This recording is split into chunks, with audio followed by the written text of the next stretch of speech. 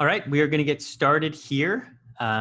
This is the webinar on density, and we are joined today by Friar Rick. Friar Rick, do you want to say hi to everyone and what you do and where your church is located? Yes, I'm here in Syracuse, New York, sunny Syracuse. I'm the pastor of an urban church in the north side of Syracuse, and we do it's a Catholic church, and we also have a whole bunch of ministries like soup kitchen, food pantry, health center, reaching the needs of our community. Great. And my name is Ari Kepnes, and I have been with Density for a while now. I'm the director of market research, and I'm here to bring different stories of how density can be helpful and help in different areas. And we're going today to talk about houses of worship. I'm just going to be sharing my screen here. Just one moment. All right.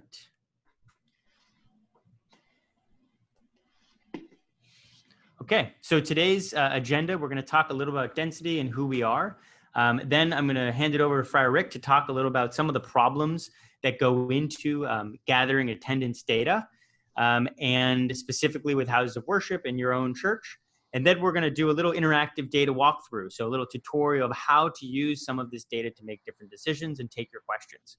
So as you might see at the bottom of the top of your screen, there's a little folder that says Q+A. So if you could just click that, and then you can submit questions either anonymously or with your name attached, and we will make sure that we answer it. And any other questions we don't get to, we will be happy to follow up. So let's talk a little bit about density so you get the context here. So we build the most advanced people counting sensor. So what that means is it's a sensor that is put above a doorway, and it is measuring traffic of specifically humans as we're entering and exiting a space. So it's not a camera. It's doing it all by actually having this non-visible light that it's scanning for human presence in real time. So it's designed to measure real time, which means in less than a second, it can know how many people are in different spaces. And it's accurate, anonymous, and it's real time. So it's able to really understand right now how many people are in the church or how many people are in a certain part of the church. So just some background about us. Friar Rick mentioned that he has a church in Syracuse. I am actually from Syracuse, and the company was actually founded in Syracuse, and we're actually manufacture it there still today. So it's kind of a nice little community here that we're excited to be able to share that, and that's a rare thing in the tech world today. But our overall mission is really to improve the efficiency, security, and experience of different types of buildings and real estate. So we're installed in large higher ed, like Notre Dame, NYU. We're also installed in large workplaces, but growing in a growing market for us is houses of worship. And that's what we're going to talk about today. And we're excited to have all of you participants from that world.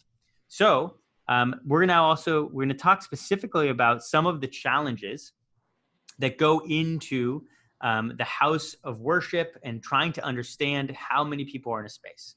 So Friar Rick, maybe just talk to us a little about some of the challenge you had before finding density and how you were going about tracking how the church was used. Sure. I've been a priest for 30 years, and one of the great measures of success, and it obviously shouldn't be the only measure, is butts and pews. Are you growing your congregation, your church? Are there more people coming? And you've got to count them. And most, at least in the Catholic Church, we're required to do a count in October, to count every mass or liturgy service we have, and then average it out so people know we look at trends, and that gets actually reported up to the Vatican, and it's a big thing. My experience is in most places, people have a skewed sense of, first of all, how big the church is, how many people they can seat, and then you've got volunteers who are using clickers and trying to count people, but they're usually doing that as they're talking to people, as they turn around to get a book or whatever. So I was noticing there was a great disparity between what I thought was going on in church and the numbers people were giving me. And the other thing is that those numbers are super important, especially in an urban setting where we need to start looking at our effectiveness. trying out new programs, different styles of music, different styles of liturgy, what actually draws people. So having reliable information is super, super important for us. And Friar Rick, I was just so impressed to hear that you had this iterative approach and very much trying to progress and understand how are people actually coming to different types of services. It's something that's really it's really the future of how we think about any physical space, that we can actually track performance in whatever way and improve over time. So that's super cool to see, especially in an establishment that is rooted in tradition. And the other thing that I'll just point out is, can you just explain, we have these two, is this the entrance to the actual church sanctuary here? Yeah, so we're a very old church, and this is these are the front doors to our main church. So we figured out a way to have two sensors, Density work with me, so that we could make it as, I think it's three sensors, yeah. So we could make it as user-friendly and capture as many people as possible. And so regardless of where people come in, they're counted. And we also have sensors at our side door. So what that means is, just so we have people who may be just learning about this technology for the first time. So you have the main entrance there, and multiple sensors are able to track and calibrate in real time, so to speak, as people are coming and going from the side doors, from the multiple doors, and it's able to have a total count of how many people are in the church at any given time. Yeah, it tells me, and this is the wonder of it, it tells me like at a certain time, there are this many people in church right now. I can go back and look at the data, but right now it can tell me. And I got to tell you, I did not trust it, because I thought clumps of people coming in. I understand the concept of the technology, but when we had some fewer numbers, we actually went around and counted and compared it to what Density would say, and it was right on the money. It was crazy. That's cool. That's cool. So let's get into a little bit more about your actual congregation. And, it's really been great to talk to you, because it's clear that you care so deeply about the community that you're building. Mm-hmm. And what on the left here, I actually found, you sent out a newsletter to everyone, and you actually shared with them some of the data about how many people were coming, and what was that about? Well, again, we're an urban parish in a very poor section of Syracuse, and a lot of our people come from the suburbs. I mean, I wish I had this in my other parish in Toronto, but we just have right now, we were only using it for the main church, but basically to show people that there's an increase, that more people are coming, and to show how there's a growth happening. And that kind of real data can influence how people perceive the church as successful, and also, and I hate to say it, but helps with the bottom line. People want to contribute to a church that's going to flourish. So if you can show concretely, look, we are growing, we are doing better. Christmas this year compared to Christmas last year, monthly averages, that helps me promote the church to the people who actually pay the bills. Very cool. So let's actually just to understand what's actually happening. So I'm going to show you these two images here. We'll talk through them, and then we're actually going to go right into a density dashboard, which is a way of actually kind of looking at the data in a more in a way that's going to help us answer certain questions or dive deeper. But on the left here, we have when the church is at a very high capacity here, you can see that it's able to track at every moment to moment how many people are in total are in the church. And then on the right, we have a picture of when the actual dashboard is showing when it's totally empty, right? So it sounds like you're able to track how that's changing over time. And we're going to go into a little bit more about how this data actually comes to life. So as I'm doing that, I'm going to now open up the dashboard. Here we go. And what I'm gonna do is, please interrupt me, Friar Rick here, but I am going to just kind of walk people through, what are we actually looking at here, and what are some of the things that we can do? Because it's very easy to get overwhelmed by technology, especially when it's a data tool. So we're gonna break it down here, but let's say we looked at in the church, we wanted to look at, a certain time frame, right? So we're looking at in the past a couple weeks. Here's how many people visited, or how many people in total, how many visits there were. And then we're also looking at, at peak, how many people ever attended. So we have 150 people that was just the other week. And we can really track moment by moment, day by day. We can start to change the calendar to see certain things. We can see at any given period of time how many people are coming. So that's just at a very high level. But what I would love to share, and maybe you could walk us through this, is there's also a real-time alert capacity. So what are we looking at here? And maybe you could explain to people how you've used this certain feature, or what you did with it. So being a small congregation in a big church, I get excited when we have more than 100 people. So I set up an alert so that when we reach that number, I'll get a message and on my phone. I have the app for density on my phone, and I can either get a message and look at it, or I can actually just pop open the app and see what's going on in church. That may sound kind of like, not silly, but like, well, what's the point of that? If you look at that January 27th day, that was Monday, that was a funeral. So the peak was 151. We were, for Catholics, part of the funeral rite is we have a communion service. So we actually have little, what we call hosts, or pieces of bread that we give out to people. And it's always a guessing game. How many people, what's going on? And somebody asked me, well, how many people should we prepare for? And I said, well, and there were some other priests visiting, and I was like, well, let me just check. And I opened the app and said, there's 151 people in church. And they're like, what? That is sick. You can tell? I said, yeah. What kind of app is this? And I told them, and they were like, that's cool. That actually, alleviates a lot of anxiety. I don't know why you didn't tell them that you're just omnipotent and that you have some sort of divine foresight. Maybe that would have been better than at getting more people to come to your church. But right? I'm glad that you did tell them about where it was coming from. Well, I'm proud to say that it's a Syracuse technology. But here's the thing, right? So for resources like communion, whatever, but also being prepared. How many hymnals am I going to need? How many programs do I have to print? Even with a predictive function and seeing trends, I can say I need so many people on hand to be ushers or this or that.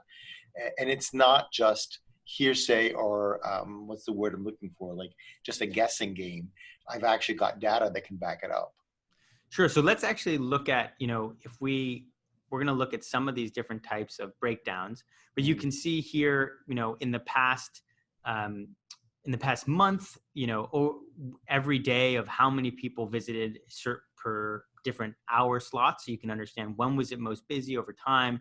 You can change these dashboards. This is for weekend masses specifically that we were looking at. We can look at in analytics. I'm going to show you specifically for very important times of around Christmas. Mm-hmm. So what we're looking at is, right here, we see that people came and there was 400 people, right? And then you asked me, you said, well, wait a second. I thought that people also came back, right? And so what were your assumptions there? You thought that what happened? And then we'll look at the actual data in a second. Well, not that they would come back, but on Christmas Eve, we have two services, two liturgies. So one is at 4, and you can see where it peaks there. And the other one is at 8 in the evening. So I couldn't see it. I was like, oh, wait a second, where did that go? Yep. So. And then, so what's really cool is you can actually adjust the time frame. So let's say we wanted to go all the way to midnight.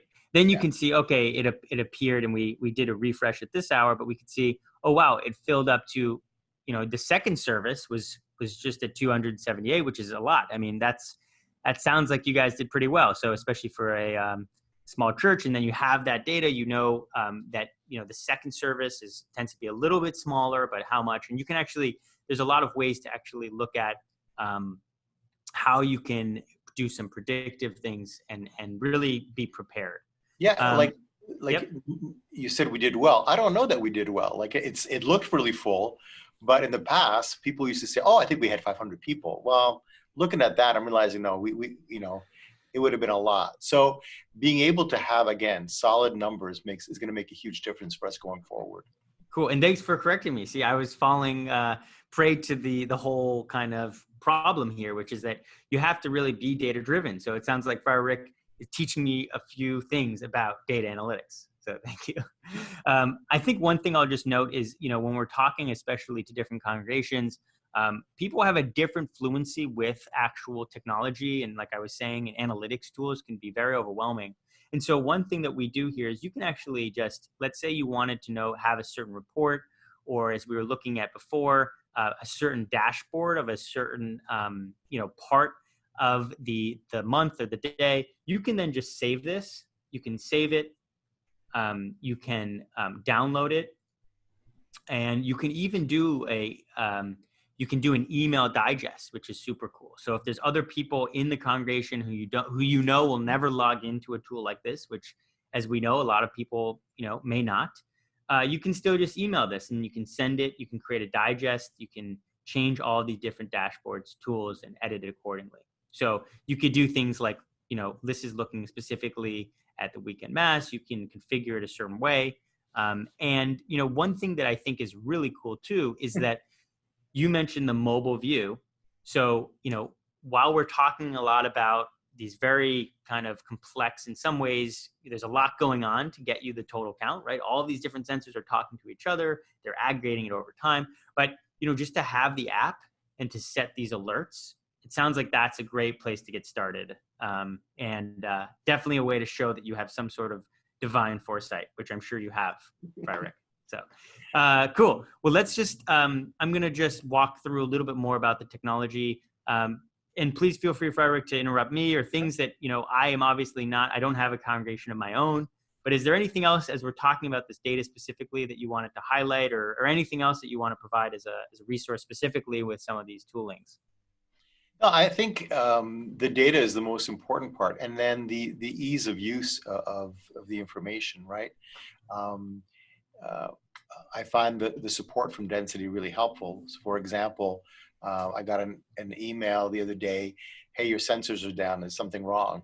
And I didn't know it, and I realized that somebody had turned off the breakers to the electrical panel and they weren't working. But there was an immediate response from Density. Or if I have, I need something tweaked, I can get support for that. So I'm not a novice in terms of technology. I believe in it and I like it, but I'm certainly not at this caliber. So I feel like I'm not facing it alone. That Density provides me with the kind of support that I need to make use of the tools.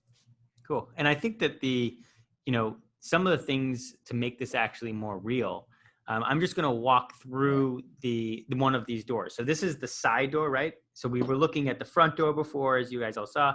Then this is an image of on the right, the overhead installation. You can see that sensor, and we'll zoom in a second, and a double door, right? So as people are entering or exiting the space, you could see some really cool stuff happening. And you don't have to know too much about this, but basically, there's this buzzword of artificial intelligence, machine learning, all of these complex things. But what it's really doing is we've actually trained the computer to, without knowing who you are, without being a camera, which would mean it would be invading your privacy in some ways, it's actually able to discern, okay, wow, that is a human head, and is using these contours, like lasers that are looking for a certain contour or topographical image, and they're looking for heads and shoulders without capturing any image-based. So it's purely depth-based, almost like a sonar or a topographical map. So that's how it's working. So it's looking on the left, two people are leaving, and then it's able to discern that only the two things that matter, everything else is black, is not important. And as they cross that threshold of those two red lines, it's able to, it's almost like an overhead tripwire with that depth. It's able to say, okay, two human objects left the building. So that's kind of how it works. And what's cool is that even if you had 5 doors or 10 doors, it's all calibrating that in less than a second. So it's some really cool technology that's really been only available at this level since the inception of our company that we're taking advantage of. So, I think that one thing that gets asked too is around, during this case of an emergency, we've been asked, how can you actually use this data for evacuation? So if you did have not just in a church, but in different parts of a classroom or different library, you can actually get in real time on that app how many people are in this part of the building, or, to know at a certain time when you can lock the building, things like that. We've also heard of that allow from a security and facility operations. So, oh, for sure. For us, it's been helpful because we have people who can come in sometimes and don't leave or they want to hide. So that would show that there's people still in the building, and that gives us some information that's really helpful. That's cool. So I think what I'll just say some things about, this is where I get a little bit in the tech, so this isn't that important. But, for in terms of just at a high level though, it's important to know that the privacy is secure. So there's no way of people hacking in and seeing what's going on at your church. There's no there's no image base. So you don't have to worry about that. There's accuracy. Like I was explaining, what's really cool is we're doing all this machine learning. So it's actually able to learn over time. So even if people are bringing backpacks or whatever they have, bags, handbags, strollers, it's still able to be accurate. And then the other thing is just the real time is really what we pride ourselves on, because that allows you to have this continuous monitoring. So one more thing I'll just say, how to get started. So we've been talking a lot about the value. We've been talking about the challenges. We've learned from Friar Rick how to be a data-driven congregation, which is kind of an exciting way of thinking about the two worlds of humanism and technology colliding in a way that's really new, I think, and novel. But just to get started, we have these devices. They need to be plugged into a power outlet or Wi-Fi, and they can be plugged into like a power over Ethernet, which is how cameras are run. But then once they're doing that, they're always going to be feeding up that data in real time. And you can install them simply by, it's a very simple installation overhead. And we have the different services that we can help with and connect people to as they're doing that. So that's out of our Syracuse office. That's one of our, on our tech team, Lucas, who's done some really cool things. He's installing that right into your church. Is that right? Yeah, and in fact, we, again, this is what I like about it. We installed it ourselves. We had one of our guys here install it. It was super easy to install. But then I got a call and an email, we'd like to tweak it a little bit where we want to make sure we're getting everybody. We're seeing some stuff. So they came in and fixed it, right? So it's not just like, okay, goodbye, you're done. There's a constant monitoring and improving of the data that's being presented. So Friar Rick, I know that we've talked a lot about your specific congregation, but we have a question here about, do we have any mega churches using your technology, or what would this look like at a larger church? Or, almost sometimes we have churches that are connected with schools. So what would you see the applications there? So when I was in Toronto, before I was here in Syracuse, I was in Toronto in a much larger church, and we had lots of meeting rooms and classrooms and halls. That would be, I wish I had it there, because the management of space, knowing, okay, this group tends to have this many people, when allocating space for them, or the use of meeting rooms and being able to see what the flow is. And then again, as you mentioned, is everybody out? When are people out? When can the maintenance crew go in to clean? There'll be so many different opportunities for using that. Right. So it sounds like if you do have more real estate, the value is only exponentially so. More of a use case there. Okay. And then have we seen this being used by cleaning staff in facilities? We actually have had, for the sake of understanding if it's in different classrooms or libraries, they know not to have to go in there to clean it, or not to go there to worry about it if there's no one there, or haven't been there for the whole day or week. That's another application.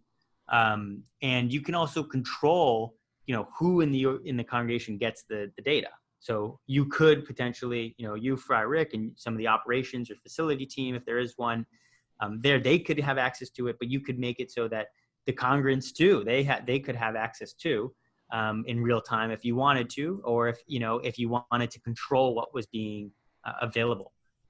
So that's totally an option there. And then we have a question here specifically around Sunday school and similar programs. So can you speak to maybe some education, just maybe we touched on it, but education use cases or in that way? The application for, here we'd call it faith formation, but a Sunday school or any kind of ancillary kind of programs besides the main worship space to be able to say, what, this how many kids are here, this how many adults are coming. Again, it's all about monitoring where your resources, right? Where are people showing up with feet on the ground, and having data to say this is happening strengthens your ability to plan for the future. But yeah, I would totally use it. Great. I think so. We had a couple questions there that we just answered. If you have any other questions, please feel free to reach out. So you can reach out to, as I was saying before, sales@density.io or Ari@density.io. We'll also be including this recorded webinar and make it a resource to you. So I personally learned a lot from Friar Rick, and I hope you all have too. And so we're gonna sign off, and thank you all for spending your time with us. Thanks, Ari. All right. Thanks, everyone.